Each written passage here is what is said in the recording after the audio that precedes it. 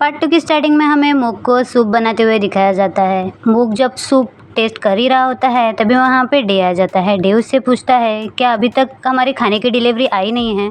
मूक उससे कहता है कि हाँ हाँ गई है, आ जाओ बैठ जाओ। तो वहाँ पे डे जो है ना वो आके अपनी सीट पे बैठ जाता है।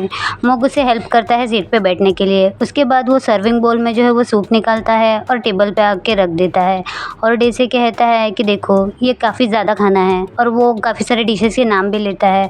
उसके बाद डे जो है वो सूप को ट्राई करता है। मूक उससे पूछता है कि तुम्हें सूप कैसा लगा। डे कहता है कि स्टैंडर्ड है। मूक कहता है कि स्टैंडर्ड का मतलब क्या, अच्छा है या बुरा है। जिसके ऊपर डे कहता है कि हाँ अच्छा है। मूक कहता है कि ये मैंने बनाया है। तो डे सडनली कह देता है कि अच्छा तुमने बनाया है तो ये बिल्कुल अच्छा नहीं है। मूक उससे कहता है कि ऐसा क्यों, अभी तो तुमने कहा था ना कि ये अच्छा है। डे कहता है कि हाँ मैंने अपना माइंड चेंज कर लिया, तुम्हें इससे कोई प्रॉब्लम है क्या। मूक कहता है क्या यार, मैंने तुम्हारी बात को अपनी कॉम्प्लीमेंट की तरह लिया था ना, क्या मैं तुम्हारी मॉम के स्टैंडर्ड को मैच नहीं कर पाया। तो डे ना यहाँ पे मुंह बनाने लगता है और बोलता है क्या तुम मेरी मॉम से कंपेयर करना चाहते हो। फिर सीन शिफ्ट होता है, हमें कुछ देर बाद का दिखाया जाता है जहाँ पे डे ना एक टी शर्ट ढूंढ रहा होता है। मूक पूछता है कि तुम क्या कर रहे हो। डे कहता है कि यहाँ पे देखो ना, कोई कार्टून वाले टी शर्ट है क्या। मूक कहता है कोई ओकेजन है क्या जिसके लिए तुम टी शर्ट ढूंढ रहे हो। तो डे उसे बताता है कि आज मेरे कोच की फेयरवेल पार्टी है जिसमें मैं अपने दोस्तों के साथ मिलने जा रहा हूँ, और गी ने जो मेरे लिए टी शर्ट लिए है मुझे वही पहनना है। तो यहाँ पे मूक उसकी हेल्प करता है और वो टी शर्ट उसे ढूंढ के देता है। डे उसे थैंक्स कहता है। फिर वो उसे कहता है क्या तुम मेरे लिए जीन्स लेकर आओगे। मूक कहता है कि हाँ कौन सी वाली। डे कहता है कि ब्लू वाली। तो मूक उसकी बात मानते हुए उसके लिए जीन्स लेने जाता है। जब मूक जीन्स लेकर आता है और डे जब उसे लेने की कोशिश करता है तो मूक उसे देने में आनाकानी कर रहा होता है। वो दोनों पैंट को खींच ही रहे होते हैं तभी डे जो है वो मूक का हाथ पकड़ लेता है और कहता है यार तुम्हारा हाथ तो कितना ज़्यादा रफ़ है। मूक कहता है कि मैं एक टेक्नीशियंस हूँ तो ऑब्वियसली मेरा हाथ रफ़ ही होगा ना। डे कहता है कि मैं भी एक बैडमिंटन प्लेयर हूँ और मैं काफ़ी टाइम से खेल रहा हूँ, लेकिन फिर भी मेरे हाथ सॉफ्ट है, देखो मेरा हाथ टच करके देखो। ऐसा बोल के वो अपना हाथ जो है वो मूक की तरफ करता है तो मूक उसका हाथ पकड़ लेता है। जब मूक उसका हाथ छू ही रहा होता है ना तो मूक जो है वो उसका हाथ छोड़ ही नहीं पाता और अपने हाथ जो है ना उसके हाथों पे ऐसे फहरा रहा होता है और ये काफ़ी रोमांटिक मोमेंट होता है। उसके बाद मूक जो है ना बड़े प्यार से डे को देख रहा होता है और उसे कहता है कि हाँ तुमने सच कहा, तुम्हारा हाथ बहुत ही ज़्यादा सॉफ्ट है। और यहाँ पे ना दोनों के दिल की धड़कन बहुत ही ज़्यादा तेज़ होती है। तो डे जो है अपना हाथ जल्दी से उसके हाथों से निकाल लेता है। उनके बीच में ना माहौल थोड़ा सा ऑकवर्ड हो जाता है। तभी मूक को जो है वो पुरजय का कॉल आता है तो मूक साइड में जाके कॉल उठाता है। पुरजय उससे कहती है क्या तुम फ्री हो। मूक कहता है नहीं, बोलो ना तुम्हें क्या काम है। तो पुरजय कुछ बोलती नहीं है। मूक कहता है कि क्या ये केंग के बारे में है, रुको मैं तुम्हें थोड़ी देर में कॉल करता हूँ। ऐसा बोल के वो डे के पास आता है। डे उससे कहता है कि कोई बात नहीं, मैं गी को कॉल करके बुला लूँगा, तुम उसके पास जाओ। और वो उसे स्माइल पास करता है। फिर सीन शिफ्ट होता है। जय जो है यहाँ पे अपना सामान पैक कर रही होती है और किंग उस पे बहुत ही ज़्यादा चिल्ला रहा होता है। किंग पुरजय से कहता है कि निकलो मेरे घर से। पुरजय कहती है कि मेरे 20,000 भाट दो। किंग कहता है कि 20,000 भाट किस चीज़ के लिए, तुम मेरे घर पे फ्री में रह रही थी। कि पुरजय कहती है कि फ्री में मैं नहीं रह रही थी, यहाँ का इलेक्ट्रिसिटी बिल, पानी का बिल, यहाँ तक कि तुम्हारा नेटफ्लिक्स का बिल, तुम्हारे कंप्यूटर की स्क्रीन, इस सब के पैसे तो तुमने मुझसे लिए थे। यहाँ पे किंग है ना बहुत ज़्यादा बदतमीजी कर रहा होता है। पुरजय कहती है कि ये सारी बातें छोड़ो, अगर बाकी कुछ नहीं तो तुमने मुझ पर चीट तो किया है ना, उसका जवाब दो। जिसके ऊपर किंग उससे कहता है कि ये भी तुम्हारी गलती है, तुम अपने एक्स बॉयफ्रेंड के साथ मिलके मुझे चीट कर रही थी। तो पुरजय को यहाँ पे बहुत ज़्यादा गुस्सा आता है। पुरजय कहती है कि हम दोनों सिर्फ दोस्त हैं, तुम ये क्या बकवास कर रहे हो। किंग कहता है कि मुझे पता है मेरे पीठ पीछे क्या चल रहा था तुम दोनों के बीच में। ऐसा बोल के ना वो दोनों मारामारी करने लगते हैं। तभी वहाँ पे मूक आ जाता है। मूक उनका झगड़ा देखते हुए जाके किंग को सीधा एक घूसा मार देता है तो किंग नीचे गिर जाता है। फिर वो पुरजय से कहता है क्या तुम ठीक हो। और जब वो उसे अपने साथ ले जाने की कोशिश करता है तो किंग पीछे से आके मूक पे हमला करता है और मूक को बहुत बुरी तरह से मार रहा होता है। यहाँ पे पुरजय जो है वो किंग को रोकने की काफ़ी ज़्यादा कोशिश करती है। जैसे तैसे वो किंग को रोकती है। तो फिर अब मूक की बारी थी तो मूक जो है वो किंग की बहुत अच्छे से धुलाई कर देता है। उसके बाद पुरजय जो है वो अब मूक को रोकती है किंग को ज़्यादा मारने से। तो मूक उसकी बात मानते हुए रुक जाता है और पुरजय से कहता है क्या तुम ठीक हो, और उसे अपने साथ ले जाने लगता है। पुरजय उसे कहती है कि मैं अपना सामान लेकर आती हूँ। फिर सीन शिफ्ट होता है। मूक जो है वो पुरजय को रंग के पुराने घर में लेकर आता है और वो उससे कहता है कि तुम जब तक चाहे यहाँ पे रुक सकती हो। पूजा उससे कहती है जैसे ही मुझे नया रूम मिल जाएगा मैं यहाँ से शिफ्ट कर लूँगी। मोक उससे कहता है कि तुम्हें तो पता है ना कि ये रंग का पुराना रूम है, ये ऐसे भी ये कोई यूज़ नहीं करता, तो तुम यहाँ पे जब तक चाहे रह सकती हो। और तुम्हें पता है कि तुम्हारा एक्स बॉयफ्रेंड कितना ज़्यादा हरामी है, तो वो आके तुम्हें परेशान कर सकता है। पूजा उससे कहती है कि मेरा अब उससे कोई रिश्ता नहीं है, मैं ऐसे इंसान के साथ नहीं रहना चाहती जो मुझे फिज़िकली असॉल्ट करे। मोक की नज़र उसके हाथों पे रिंग पे जाती है तो पूजा जो है वो रिंग फेंक देती है। तो मोक कहता है कि अच्छी बात है। पूजा उससे कहती है कि थैंक्स मेरी मदद करने के लिए। मोक कहता है कि इतना फिल्मी होने की कोई ज़रूरत नहीं है, मैं तुम्हारा दोस्त हूँ तो मैं ये कर ही सकता हूँ। पूर्जा कहती है कि तुम मेरे अकेले की मदद नहीं कर रहे हो। मोक कुछ समझ नहीं पाता तो पूर्जा उससे कहती है कि मैं 2 मंथ्स प्रेग्नेंट हूँ। ये सुनने के बाद तो मोक के चेहरे की हवाइयाँ उड़ जाती है। मोक कहता है क्या तुम सीरियस हो? पूर्जा कहती है कि हाँ। मोक कहता है तो अब तुम क्या करने वाली हो? पूर्जा उसे रोते हुए कहती है कि मैं क्या ही कर सकती हूँ, अब मुझे इस बच्चे को अकेले ही पालना पड़ेगा। तो मोक उसकी तरफ देखने लगता है। पूर्जा उससे कहती है कि क्या करूँ, इसका बाप तो किसी काम का है ही नहीं। मोक उससे कहता है क्या मैं तुम्हारी किसी तरह से हेल्प कर सकता हूँ? पूर्जा उससे कहती है कि मेरे लिए एक बियर लेकर आओ। मोक कहता है कि प्लीज़ ऐसा मत करो। पूर्जा कहती है अरे मैं तो मजाक कर रही थी, मैं नहीं चाहती कि मेरा बच्चा भी मेरी तरह बेवड़ा बने। मोक यहाँ पे पूर्जा को कंसोल करने की कोशिश करता है। फिर पूर्जा बात चेंज करते हुए कहती है मोक तुम्हारे पास फर्स्ट एड किट है क्या? तुम्हारे सर पे चोट लगी है तो मैं लगा देती हूँ। मोक उससे कहता है कि कोई ज़रूरत नहीं है, ऐसी चोटें मुझे लगती रहती है। फिर पूर्जा उससे कहती है तो तुम्हारा काम कैसे चल रहा है?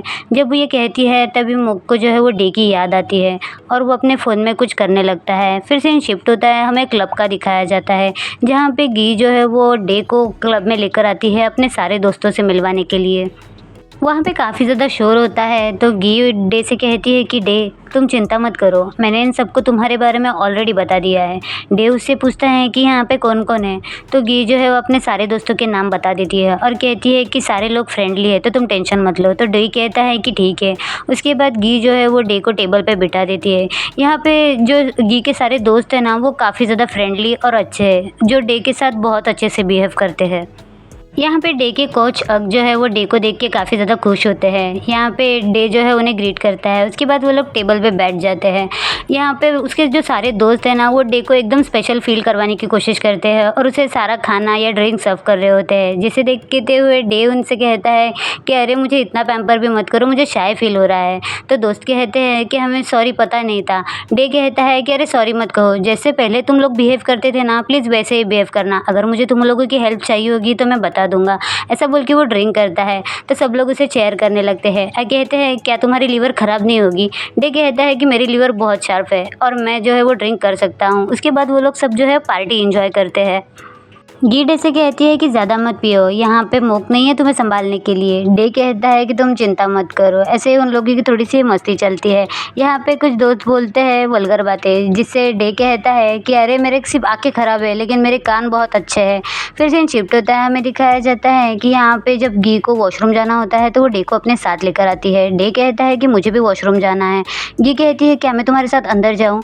डे कहता है कि अरे कोई बात नहीं है, ये ईजी है, मैं चला जाऊँगा। यहाँ पे गी बहुत ही ज़्यादा परेशान हो रही होती है डे के लिए, तो डे उसे अश्योर करता है कि तुम चिंता मत करो, मैं सच में चला जाऊँगा। तो गी उसकी बात मानते हुए वॉशरूम में चली जाती है।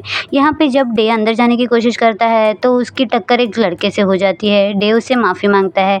उसके बाद डे अंदर जाता है तो वो अंदर भी लोगों से टकरा रहा होता है और डे ना यहाँ पे थोड़ा सा पैनिक होने लगता है क्योंकि वो समझ ही नहीं पा रहा था कि क्या करना चाहिए। वो बस लोगों से माफ़ी मांग रहा होता है। जैसे एक लड़का उस पर चिल्लाने ही वाला होता है तभी वहाँ पे मोक आके डे को पकड़ लेता है। मोक उस लड़के से माफ़ी मांगते हुए कहता है कि सॉरी मेरा दोस्त ड्रंक था। वो लड़का कहता है कि तो इसे घर पर लेकर जाओ। उसके बाद मोक जो है वो डे को कहता है कि डे क्या तुम ठीक हो? तो डे ना मोक को देख कर यहाँ पे बहुत ही ज़्यादा खुश हो जाता है। उसके बाद मोक जो है वो डे को वॉशरूम में ले जाता है।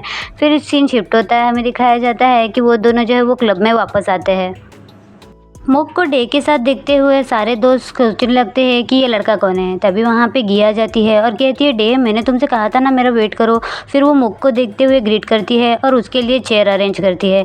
फिर मोक जो है वो डे को सीट पे बैठा देता है। उसके दोस्त उससे पूछने लगते हैं कि डे बताओ ना ये कौन है, जिसके ऊपर डे उन्हें बता देता है कि ये मेरा केयर टेकर है मोक। तो निम जो है वो कहती है कि ये तो सच में हॉट है जैसा कि गी ने कहा था। डे कहता है कि क्या? तो निम कहती है कि गी ने हमसे कहा था कि तुम्हारा केयर टेकर तो बहुत हॉट है और तुम्हें पता है मोक गी तुम्हें पसंद करती है। यहाँ पे गी जो है ना वो निम पे चिल्लाती है और वो कहती है अगर तुम पसंद नहीं करती तो ठीक है, मैं इसे पसंद कर लूँगी। ऐसा करके वो मोक के साथ फ्लर्ट करने लगते हैं। मोक डे के क्लोज आके डे से कहता है तुम्हारा चेहरा देख के लग रहा है कि तुम्हें इस बात पे बिलीव नहीं हो रहा कि मैं हॉट हूँ। डे कहता है कि तुम्हारी सिर्फ वॉइस ही अच्छी है, मैं बिलीव कर भी नहीं रहा हूँ कि तुम हॉट हो। मोक कहता है कि देखो मैं शो ऑफ नहीं कर रहा, लेकिन यहाँ पे जितने भी लोग बैठे हुए हैं ना सब सिर्फ मेरी तरफ घूर रहे हैं। तो यहाँ पे ना डे को जेलस फील होता है या गुस्सा पता नहीं, लेकिन वो कह देता है कि दोस्तों तुम्हें पता है कि मोक एक बहुत अच्छा सिंगर है और उसकी वॉइस भी बहुत अच्छी है। तो यहाँ पे एक लड़का मोक से कहता है कि तुम इतने ज़्यादा हॉट हो तो ऑब्वियसली तुम्हारी आवाज़ भी बहुत अच्छी होगी और तुम्हारे जैसे लोग तो सिंगर बनने के लिए ही पैदा हुए हैं। तो हमारे कोच की फेयरवेल पार्टी है तो प्लीज़ तुम उनके ट्रिब्यूट के लिए ही सही सॉन्ग गा दो। यहाँ पे मोक ना बहुत ज़्यादा शाय कर रहा होता है और सारे दोस्त जो है उसे बहुत ज़्यादा चेयर कर रहे होते हैं। डे की स्माइल तो देखो। तो मोक उससे कहता है कि अच्छा ठीक है, अगर मैं गाना गा लूँगा तो क्या तुम मानोगी कि मैं हॉट हूँ। डे कहता है क्या तुम में इतनी हिम्मत है। तो मोक उसका चैलेंज एक्सेप्ट कर लेता है और वो सीधा स्टेज पे चला जाता है गाना गाने के लिए। मोक कहता है कि मैं इतना अच्छा सिंगर तो नहीं हूँ, लेकिन किसी ने मुझे चैलेंज किया है तो मुझे उसे एक्सेप्ट करना ही था और ये सॉन्ग मैं यहाँ पे बैठे सारे बैडमिंटन प्लेयर के लिए गा रहा हूँ, तो प्लीज़ इस सॉन्ग को एंजॉय कीजिएगा। तो सब लोग जो है उसके लिए क्लैपिंग करना स्टार्ट कर देते हैं। उसके बाद मोक जो है वो बहुत ब्यूटीफुल सा सॉन्ग गाता है और वो सॉन्ग गाते समय पूरे टाइम जो है वो डे की तरफ ही देख रहा होता है और मुस्कुरा रहा होता है। तो गी जो है वो इस बात को नोटिस करते हुए डे से कहती है कि डे शायद मोक जो है वो तुम्हें हिट करने की कोशिश कर रहा है, यानी पे तुम पे लाइन मारने की कोशिश कर रहा है। डे उससे कहता है तुम क्या बकवास किए जा रही हो। गी कहती है कि अरे मैं तुमसे सच कह रही हूँ, वो जब से सॉन्ग गा रहा है ना तब से वो सिर्फ तुम्हारी तरफ देख रहा है और वो काफ़ी ज़्यादा मुस्कुरा रहा है। तो यहाँ पे डे ना वो भी थोड़ा सा शाय फील करने लगता है और वो मोक की तरफ देखता है।